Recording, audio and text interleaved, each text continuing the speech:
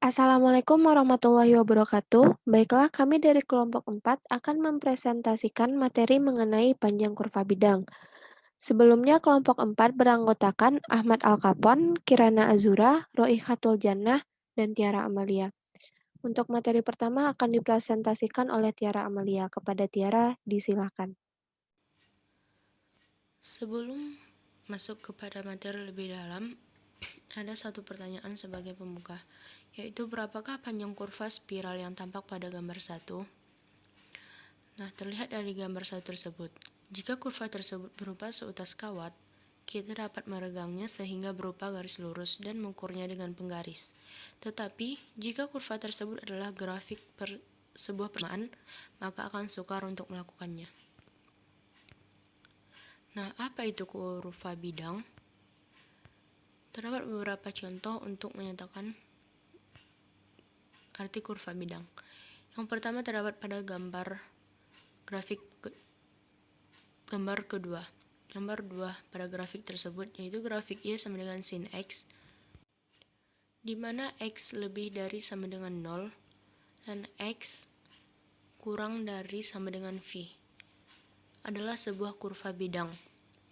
Dan pada gambar ketiga, yaitu grafik X sama dengan Y kuadrat, di mana Y lebih dari sama dengan minus 2 dan Y kurang dari sama dengan 2.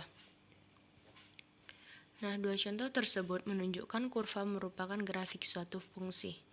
Yang pertama berbentuk Y sama dengan fx, dan yang kedua berbentuk X sama dengan GY.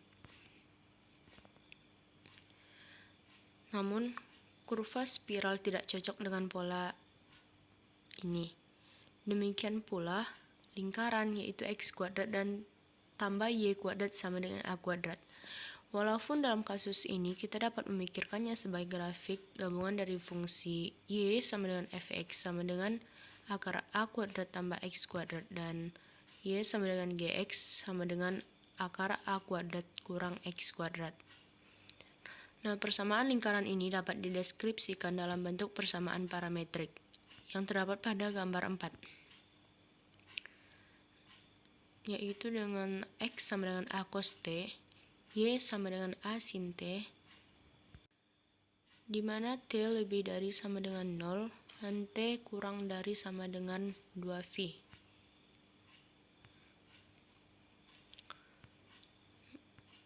Nah, persamaan Y sama dengan sin X, di mana X lebih dari sama dengan 0 dan X kurang dari sama dengan V, dan X sama dengan Y kuadrat, di mana Y lebih dari sama dengan minus 2 dan Y kurang dari sama dengan 2.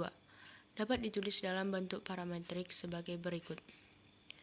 Yang pertama, X sama dengan T, Y sama dengan sin T, dan T lebih dari sama dengan 0, T kurang dari sama dengan V.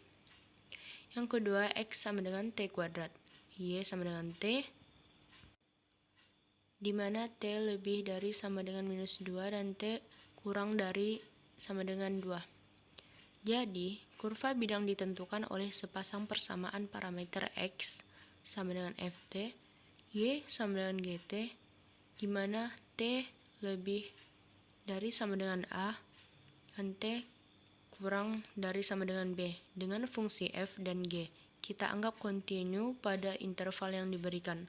Ketika T bertambah dari A hingga B, titik XY menyelusuri suatu kurva di bidang. Selanjutnya akan dipresentasikan oleh Ahmad Al-Kapon. Kepada Ahmad Al-Kapon, disilakan. Selanjutnya kita langsung saja masuk ke contoh 1, di mana pertanyaannya yaitu sketsakanlah kurva dengan persamaan parameter di mana X sama dengan 2T plus 1, Y sama dengan T kuadrat min 1 dengan T berinterval dari 0 sampai 3. Seperti biasa, kita untuk mensketsakan kurva kita menggunakan tabel. Namun bedanya di sini pada kurva biasa itu hanya terdapat tabel X dan tabel Y. Namun karena adanya persamaan parameter T di sini sehingga membuat tabelnya itu menjadi 3 kolom, yaitu tabel T, kolom X dan kolom Y, di mana T disinilah yang menjadi parameter dari 0, 1, 2, 3. Kemudian nanti masing-masing kita substitusikan sehingga menghasilkan nilai-nilai yang dapat dilihat di sini. Dan akhirnya nanti titik X dan Y itu kita hubungkanlah di dalam bidang kartesius sehingga membentuk kurva seperti ini. Baiklah, selanjutnya kita masuk dengan panjang busur. Apakah yang dimaksud dengan panjang kurva mulus? Dari persamaan yang diberikan secara parameter oleh X sama dengan F T, Y sama dengan G T, dengan T itu berinterval antara A dan B. Langkah pertama bagi kita untuk menyelesaikan ini yaitu kita partisikan interval A dan B tadi menjadi beberapa bagian yang kita lambangkan dengan T, baik itu T1, T2 sampai Tn. Itu kita bagi menjadi T sebanyak T tersebut. Dan kemudian partisi-partisi yang kita bagi tadi, ujung dan awalnya kita lambangkan dengan Ki. Jadi dimulai dari T1 tadi, maka akan kita lambangkan dengan Q0 dan Q1, di mana Q1 itu juga akan langsung menjadi titik awal dari T2, yaitu Q2 seperti ini, T1 ini T2, dan sampai seterusnya sebanyak T yang kita partisi tadi. Selanjutnya kita ulas satu persatu pembagian garis ini. Contohnya seperti sebuah garis ini, garis miring, di mana titik awalnya itu Q0, titik akhirnya Q1, dan ini dapat kita namakan dengan panjang busur. Dan untuk menghitung panjang busur ini, kita seperti halnya menghitung panjang garis miring, kita dapat menggunakan rumus trigonometri, di mana ini kita menggunakan titik X dan titik Y yang saling berpotongan, yang saling berpotongan tegak lurus atau membentuk sudut 90 derajat, di mana ini merupakan delta XI dan ini delta YI, dan ini adalah delta XI. Panjang busur di sini biasanya dilambangkan dengan delta SI ataupun delta WI. Untuk itu, cara menghitung delta SI atau delta WI ini seperti yang saya sebutkan tadi, menggunakan rumus Pythagoras, yaitu akar dari delta XI kuadrat ditambah delta YI kuadrat. Gagasan kita di sini yaitu untuk mengaproksimasikan kurva ini menjadi beberapa bagian yang dibagi menjadi beberapa poligon yang nanti akan dijumlahkan hasilnya atau dijumlahkan totalnya. Kemudian kita ambil limit partisinya yang mendekati dengan 0, sama seperti ketika kita menghitung jumlah imen pada materi sebelumnya. Oleh karena X tadi kita beri dengan parameter T sehingga membentuk fungsi Ft, dan Y juga kita parameterkan dengan T membentuk fungsi Gt. Oleh karena itu delta X atau delta XI itu akan sama dengan Fti dikurang Fti kurang 1. Begitu juga dengan delta YI menjadi GTI dikurang GTI kurang 1. Selanjutnya kita substitusikan ini ke dalam persamaan Pythagoras tadi sehingga menghasilkan akar dari Fti dikurang Fti min 1 kuadrat ditambah Gt TI dikurang G TI min 1 kuadrat. Dengan menggunakan teorema retakan pada turunan, itu menghasilkan rumus FTI dikurang FTI min 1 itu sama dengan turunan dari F fungsi turunan dari F adalah rataan TI dikali delta TI. Begitu juga dengan fungsi G menghasilkan turunan dari fungsi G rataan TI dikali delta TI. Dan rumus ini tadi kita substitusikan ke dalam rumus sebelumnya sehingga menghasilkan delta SI ekuivalen dengan delta WI sama dengan akar dari turunan fungsi F rataan TI delta TI kuadrat ditambah dengan turunan dari G rataan TI delta TI dikuadratkan.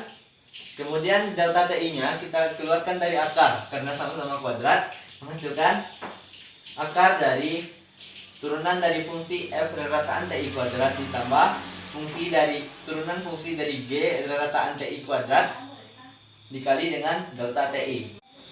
Selanjutnya kita totalkan masing-masing penjumlahan hiperpoligonnya. Jadi kita mendapatkan rumus sigma I dari 1 sampai N dari fungsi turunan F rataan TI kuadrat ditambah turunan G rataan TI kuadratkan dikali dengan delta TI, dan dapat kita ubah rumusnya menjadi panjang busur sama dengan integral tentu dari B sampai A dari akar turunan fungsi F rataan TI kuadrat ditambah turunan fungsi G rataan TI kuadrat delta TI. Apabila X jadi parameter, maka rumus ini dapat kita ubah menjadi integral tentu dari B sampai A dari akar 1 ditambah dy per dx kuadrat dikali dengan dx. Dan apabila y yang jadi parameter, maka rumusnya dapat berubah menjadi panjang busur sama dengan integral tentu dari B sampai A dari akar 1 ditambah dx per dy kuadrat dikali dy. Selanjutnya akan dipresentasikan oleh Roi Khatul Jannah. Kepada Roi Khatul Jannah, disilakan.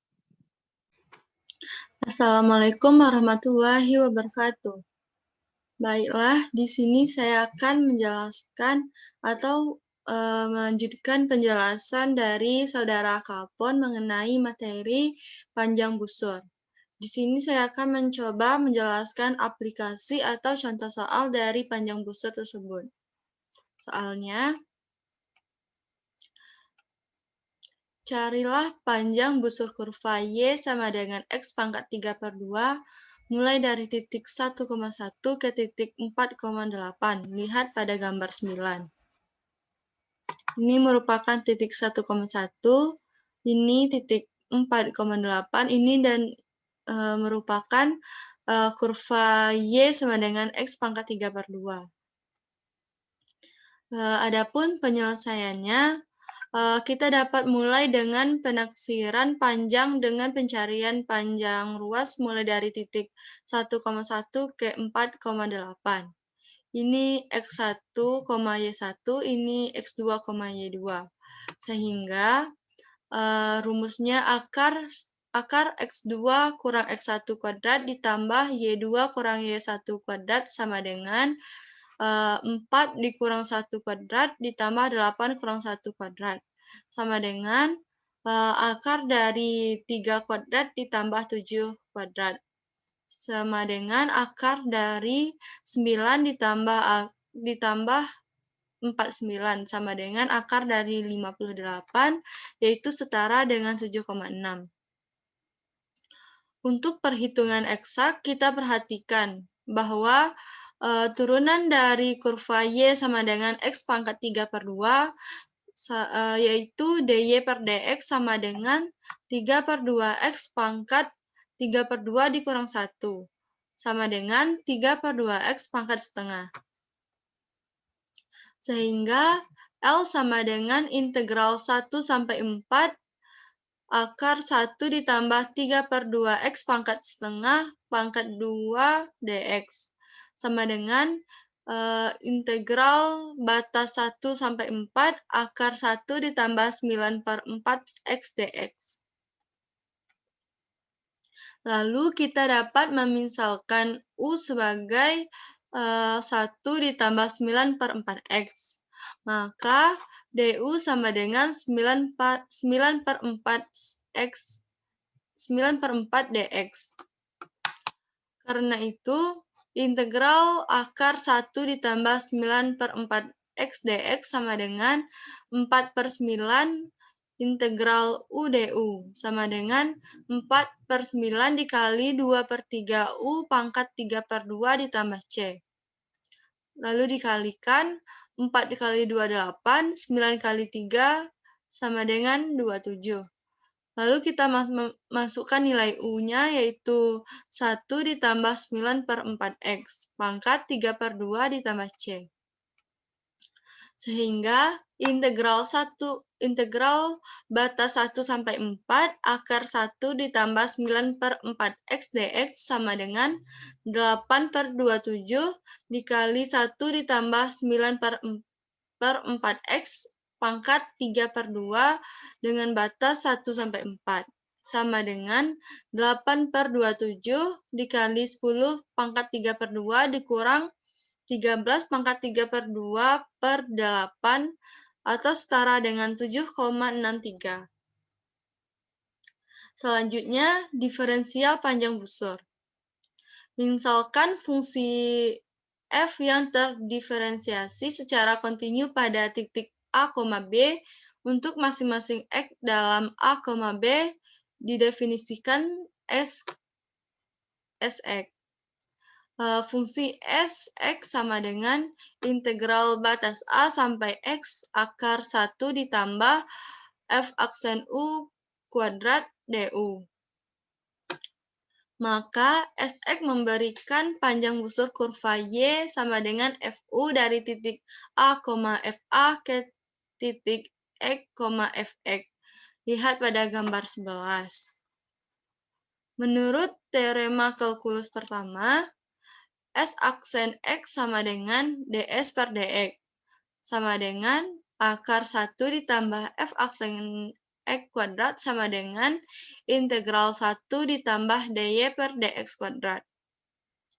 Jadi, ds diferensial panjang busur dapat dituliskan sebagai berikut, yaitu ds sama dengan akar 1 ditambah dy per dx kuadrat dx. Namun kenyataannya tergantung bagaimana cara grafik diparameterkan.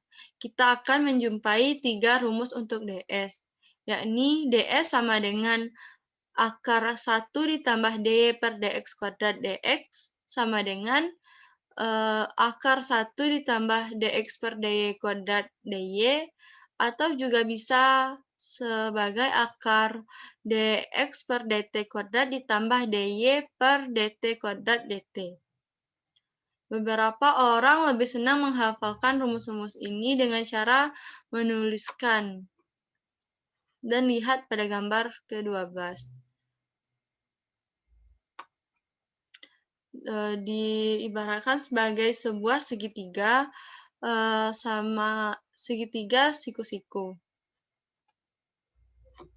ds kuadrat sama dengan dx kuadrat ditambah dy kuadrat. Merupakan rumus Pythagoras. Ketiga bentuk rumus di atas timbul dari pembagian dan kemudian perkalian ruas kanan masing-masing dengan dx kuadrat, dy kuadrat, dan dt kuadrat. Sekian penjelasan dari saya kembalikan kepada moderator. Selanjutnya yaitu mengenai luas permukaan putar. Sebelum masuk ke luas permukaan putar, terlebih dahulu kita mengenal tentang luas permukaan kerucut terpancung. Kerucut terpancung adalah bagian permukaan kerucut yang terletak antara dua bidang yang tegak lurus pada sumbu kerucut. Diarsir pada gambar 14, ini yang dinamakan kerucut terpancung. Jika kerucut terpancung mempunyai jari-jari alas R1 dan R2, sedangkan tinggi miring L, maka luas A adalah A sama dengan 2V dikali R1 tambah R2 per 2 dikali L, sama dengan 2V dikali rata-rata jari-jari dikali tinggi miring. Misalkan, Y sama dengan FT di mana X besar atau sama dengan A, X kecil dari atau sama dengan B, menentukan suatu kurva mulus di setengah bidang atas dari bidang XY, yang digambarkan pada gambar 15. Partisikan interval A, B menjadi N potong dengan menggunakan titik-titik A sama dengan X0, kecil X1, kecil dari titik-titik kecil dari Xn sama dengan B. Dengan demikian, kurva juga terbagi atas N potong. Misalkan delta SI menyatakan panjang potongan khas dan misalkan YI adalah koordinat Y sebuah titik pada potongan ini. Ketika kurva diputar mengelilingi sumbu X, ia membentuk suatu permukaan, dan potongan khas tersebut membentuk suatu pita sempit. Luas pita ini seharusnya dapat diaproksimasikan oleh luas kerucut terpancung, yakni kira-kira 2VYI delta SI. Ketika kita jumlahkan kontribusi semua potongan, kemudian mengambil limit ketika norma partisi mendekati 0, maka kita peroleh apa yang kita definisikan sebagai luas permukaan putar yang digambarkan pada gambar 16. Inilah luas permukaan putar. Jadi luas permukaan putar adalah A sama dengan lim. Ini merupakan tanda norm, di mana artinya norm dari elemen P dari suatu ruang vektor normat. Dibaca norm dari atau panjang dari. Jadi luas permukaan adalah A sama dengan lim norm dari P menuju 0 stigma 2V YI delta SI I dari 1 sampai dengan N sama dengan 2V integral tentu A ke B YDS sama dengan 2V integral tentu Fx akar dari 1 tambah F aksen X kuadrat dx A ke B.